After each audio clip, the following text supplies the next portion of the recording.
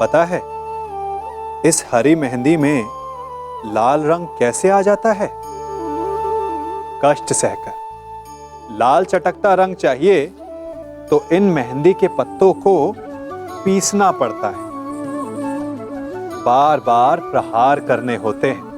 उसके पश्चात इसे पानी में मिश्रित करना होता है, तब जाकर ये ललनाओं का श्रृंगार बनती है। स्वर्ण के साथ भी यही है, जितना तपता है उतना शुद्ध होता है। और नग तो आप सभी को भाते हैं ना। हीरा भी पहले कोयला होता है, धरा के भीतर का ताप सहकर, उसका दबाव सहकर इसके भीतर ये चमक आती है। आप समझ रहे हैं ना मैं क्या कह रहा हूं? जितना आप कठिनाइयों से जूझेंगे, आपका व्यक्तित्व उतना ही निखरेगा। कठिनाइयों की भट्टी में जितना तपेंगे, आपका चरित्र उतना ही निखरेगा। तो अगली बार जब आपके समक्ष कोई समस्या आए तो घबराइए मत, उससे लड़ जाइए, क्योंकि हर समस्या हमें कुछ नया सिखा कर जाती है। मैं अपने आप को दांव पर लगाऊंगा।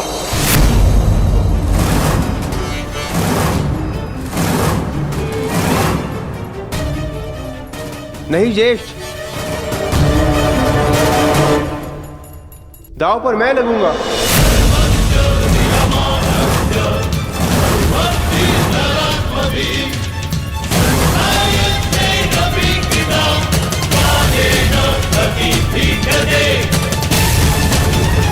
नहीं नकुल, तुम अभी छोटे हो, तो मुझे दांव पर लगा दीजिए भ्राताश्री।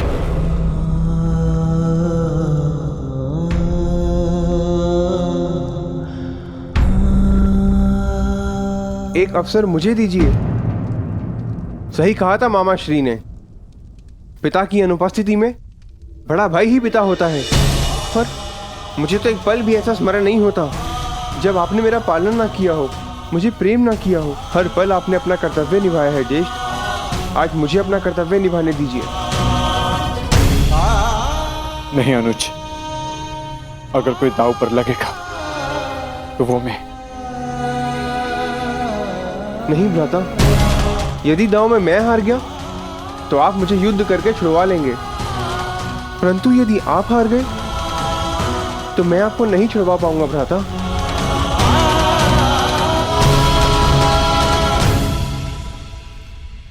मुझे दांव पर लगाइए ज्येष्ठ और जीत जाइए उस इंद्रप्रस्थ को, जो हम पांचों भाइयों की पहचान है।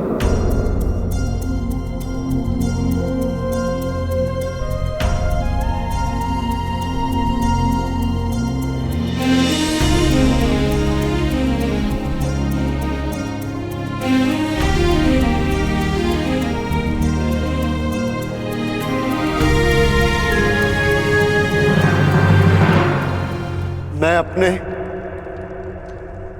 अनुज नकुल को दांव पर लगाऊंगा।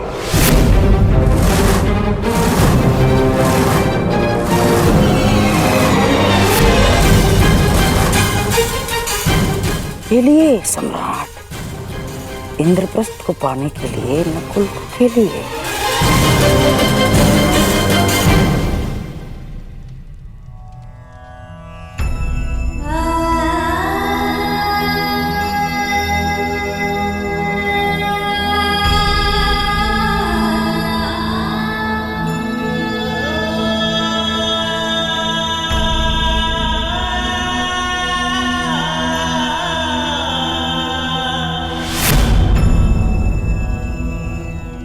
तो बोलिए सम्राट, अब एक और है नकुल और दूसरी ओर दुर्योधन ने जीती हुई सारी संपत्ति। इंद्रप्रस्थ समेत। अब बात आपके मान सम्मान और संपत्ति की है, तो पहला पासा आप ही खेलेंगे।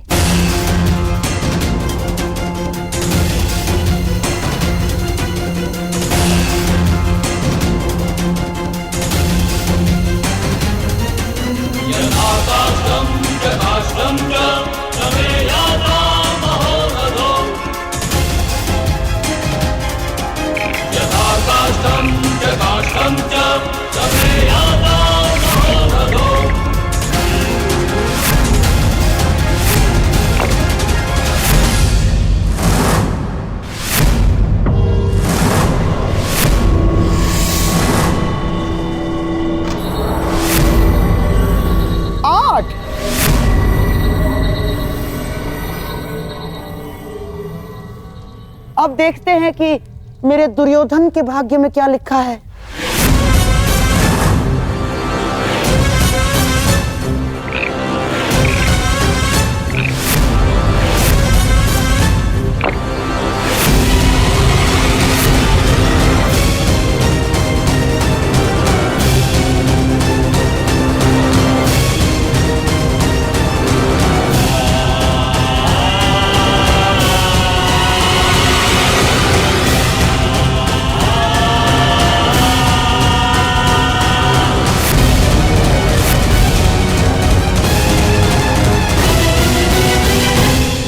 मामाश्री, अंतिम अवसर है। मुझे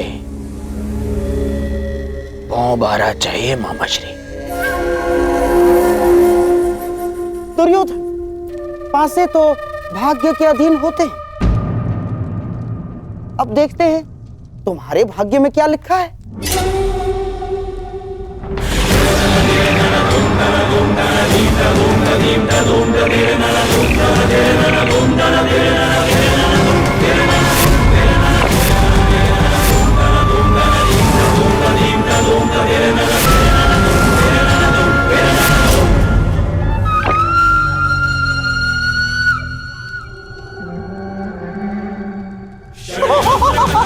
वो हमारा दुशासन, वो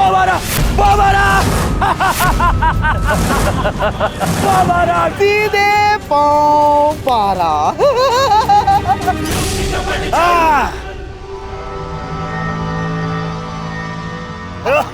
बधाई हो मेरे होने वाले सम्राट। ये पांडव नकुल तुम्हारा दास है। हाँ मामा,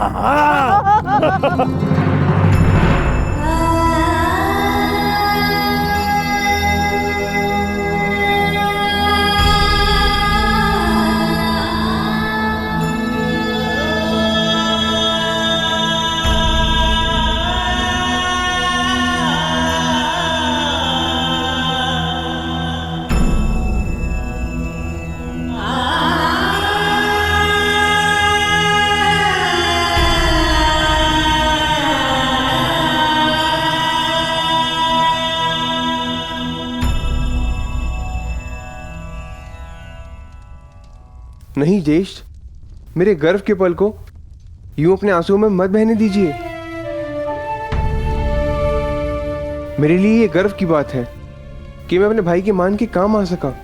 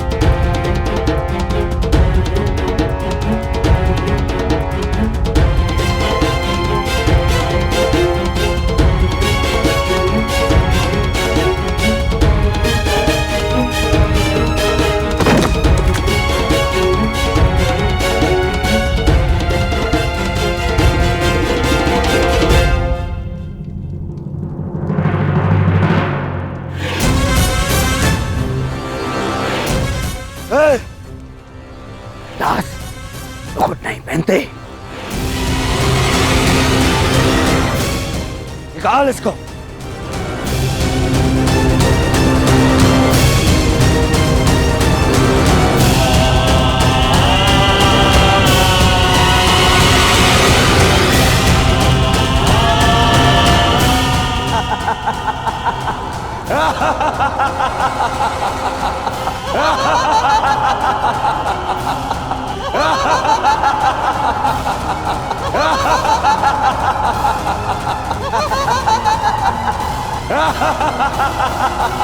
कैसी सभा है ये और कैसा खेल है जिसमें एक भाई को दूसरे भाई का दास बनाकर बिठा दिया गया है।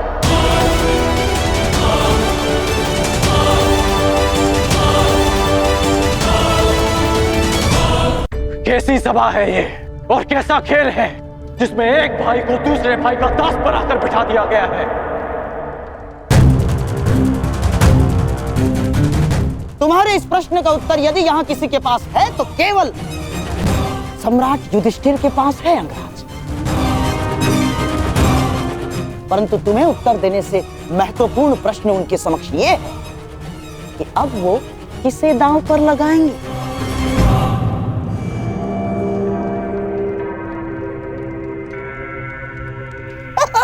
समझ गए अंगराज?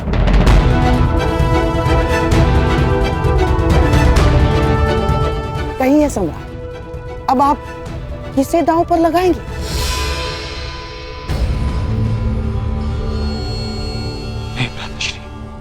नहीं ज्येष्ठ, अब और नहीं। सोच लीजिए सम्राट, एक और दांव। यदि आप जीते तो ये हारी हुई संपत्ति सारी आपकी और आपका ये भाई दास नकुल भी। निर्णय आप पर है।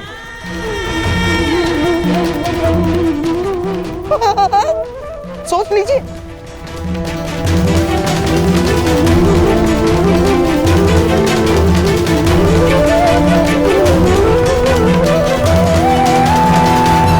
मैं दांव पे लगता हूं।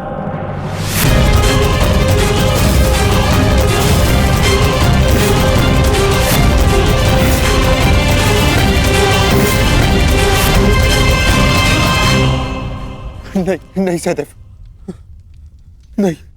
ज्येष्ठ, ये दाव इंद्रप्रस्थ को पाने के लिए नहीं, अपने अनुज को पाने के लिए खेली। नहीं। एक उंगली अगर दास बने तो शेष सारी उंगलियां स्वतंत्र कैसे रह सकती हैं ज्येष्ठ?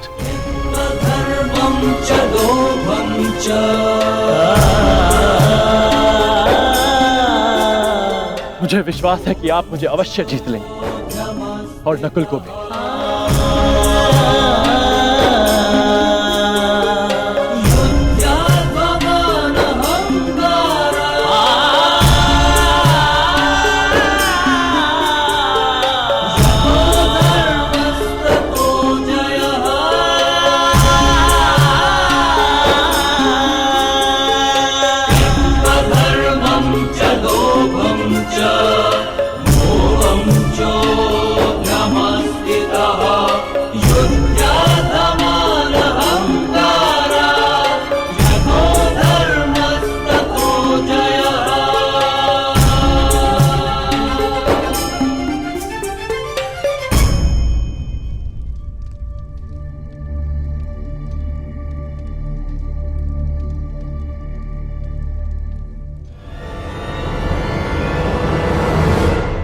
बंद करो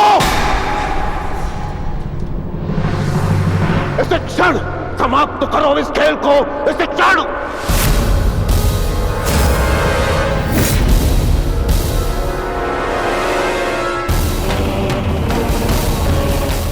कैसा दुर्भाग्य जुड़ गया है हस्तिनापुर के साथ, कैसा दुर्भाग्य।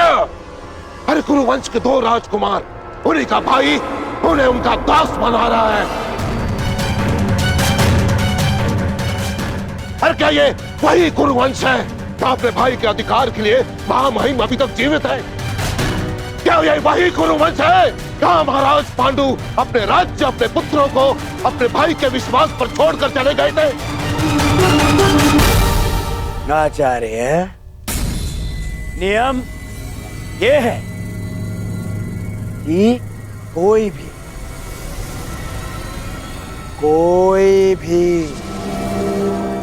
इस द्यूत को रोक नहीं सकता। सम्राट नियमों से बंधे हुए हैं, महामहिम भी नियमों से बंधे हुए हैं, परंतु मैं नहीं दुर्योधन। मैं तुम्हारा गुरु द्रोण हूं और मैं तुम्हें आदेश देता हूं कि अभी से क्षण इस खेल को बंद कर दो। आप अपनी शिक्षा का मूल्य, अपनी अपनी गुरु दक्षिणा ले चुके।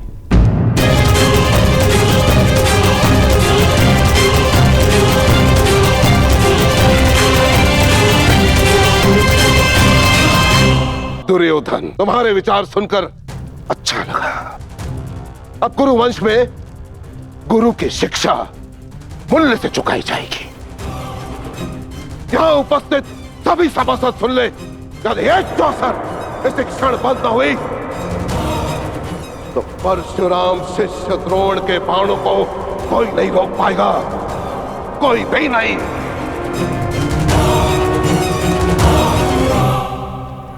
मैंने कहा था ना, इन्हें यहां मत बुलाओ। क्यों बुलाया आपने ने यहाँ? बन गए ना ये यहाँ पे बाधा। तुम भूल रहे हो दुर्योधन, इस बाधा के उपचार को भी मैंने साथ ही में आमंत्रित किया है।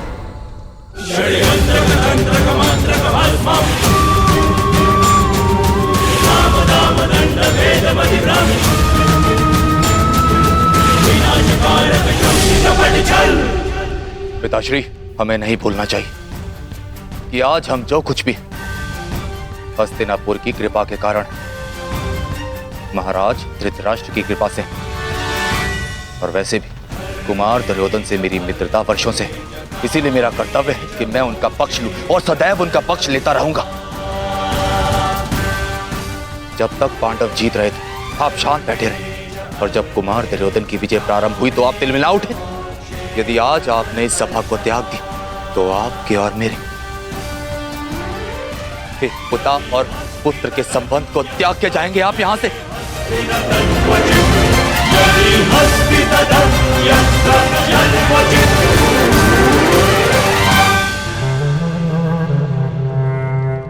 आचार्य द्रोण, अब आप इस सभा में रुके हैं अपनी इच्छा से, अर्थात अब आप इस सभा के सभासद हैं और नियम अनुसार सभा के समाप्त होने तक आप नहीं उठेंगे, अन्यथा आप दंड के पात्र होंगे।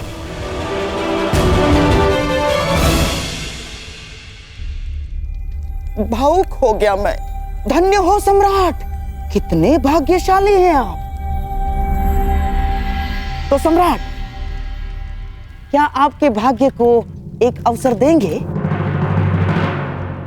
दांव पर लगाएंगे सहदेव को?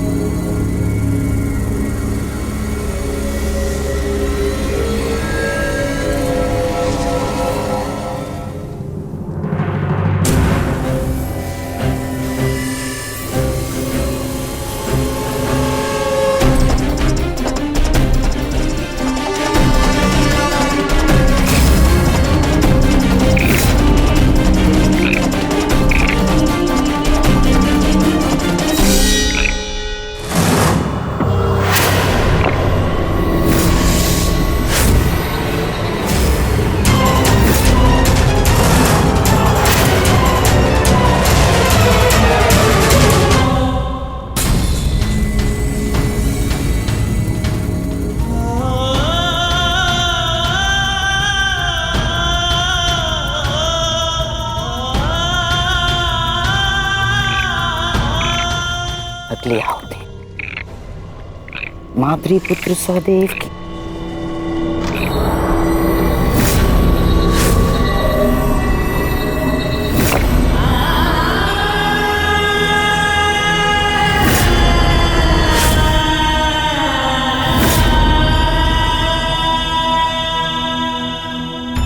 महारानी, सम्राट नकुल सहदेव को हार चुके हैं।